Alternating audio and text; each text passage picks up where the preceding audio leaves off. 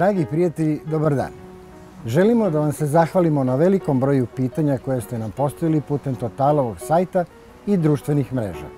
Mi ćemo se sa naše strane potruditi da vam damo jasne odgovore i dobronamerne savete. Ja sam Dragoljub, a vi gledate specijal Pitajte majstora.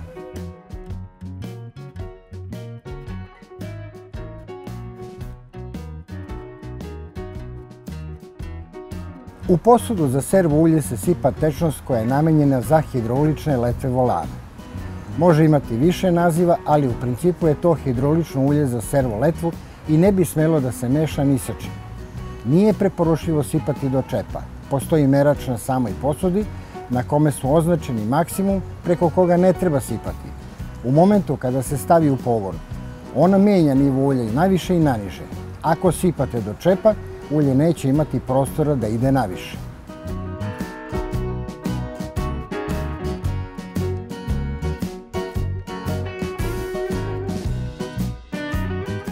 Lambda sonda je neobično važan element savremenih motora.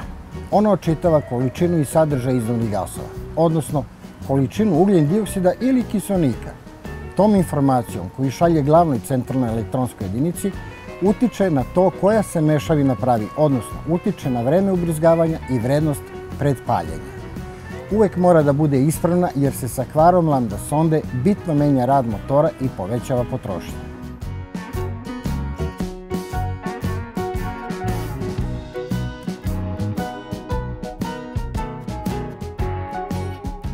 Nažalost, ne znamo kakav sistem rada razvojnog mehanizma ima navedeni model. U svakom slučaju, klackalice se mogu čuti ili zbog prevelikog zazora koji nije naštelovan ili, ako je neki drugi tip razvojnog mehanizma u pitanju, na primjer hidropodizač, onda znači da je hidropodizač na kraju svog radnog veka. U oba slučaja je otklanjanje problema posao za servisera i svakako nije preporučljivo da se sanacija odlaže, jer prouzrokuje više štete nego što je već učinjeno samom prevelikom tolerancijom i lupanjem klackalice.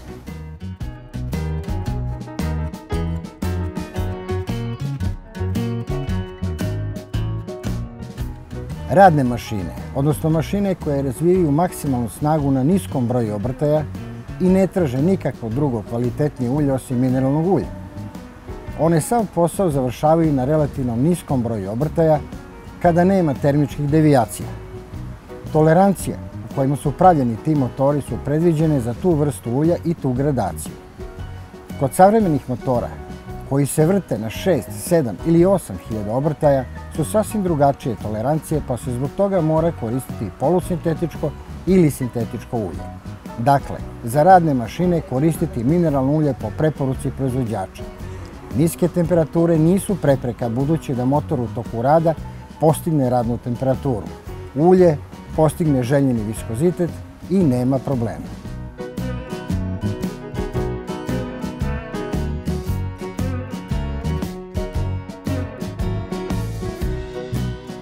Verovatno je u pitanju sistem ne mehanički preko sajle, već elektronski preko kablova.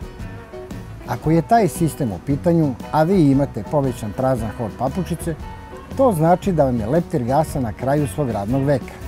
Neophodno je da konsultujete servisera oko zamene ili eventualne mehaničke popravke. Ukoliko je mehanička pedala preko sajle, onda je sala jednostavno istegnuta i treba je dotegnuti mehanički, što opet treba prepustiti serviseru.